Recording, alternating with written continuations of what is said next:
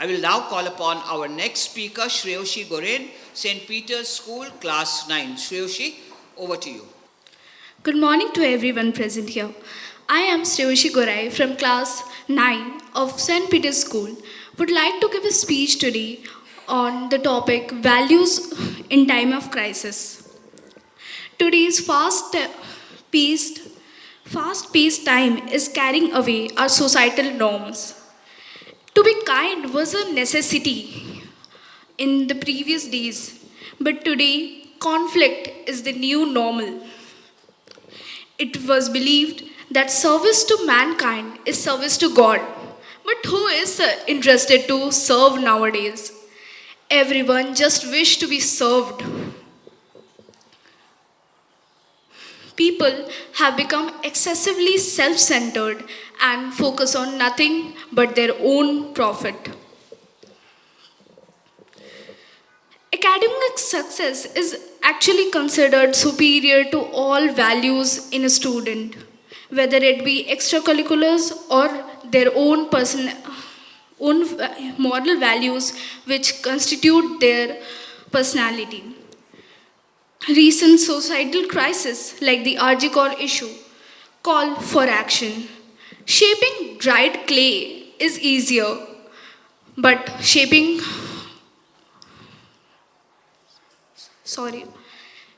wet clay is easier, but shaping dried clay is never possible.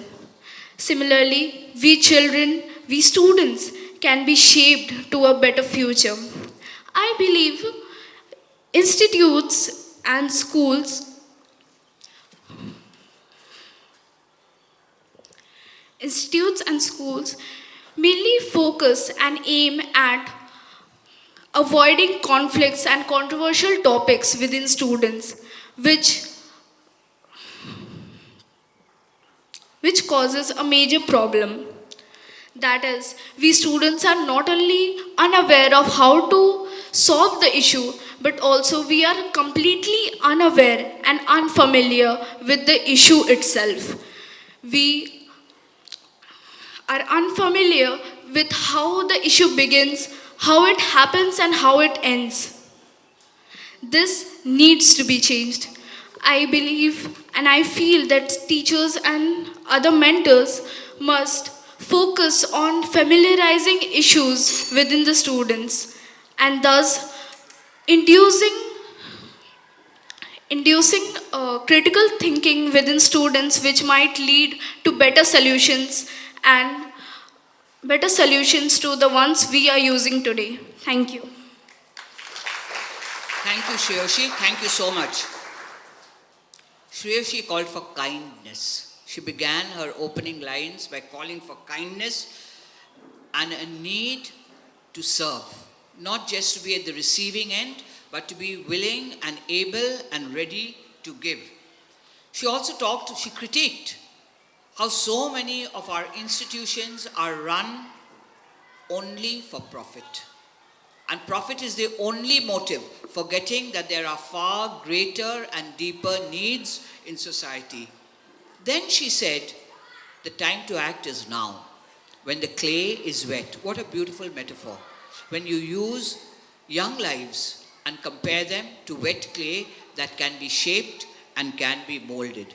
And then she raised a very important issue when she talked about there is no adequate awareness.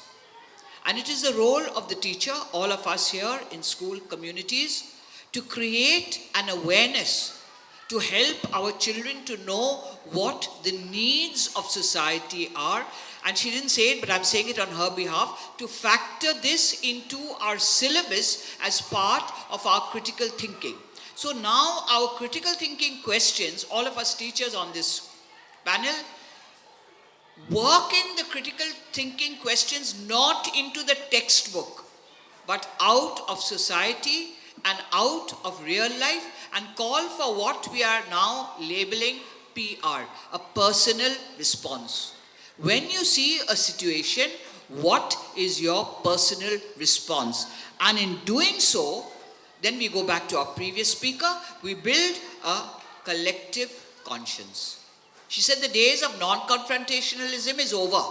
No longer can we hide away or shy away from an issue. The time is now for us to stand up and speak up. I just want to congratulate every one of the speakers thus far who has called upon the need for schools to show the way for society to move in the right direction. And I'll go back to the Kothari Commission report, which says the destiny of India is being shaped in its classrooms. Teachers, you and I, we have in our hands the destiny of India. And today these children have more and more emphasized this point.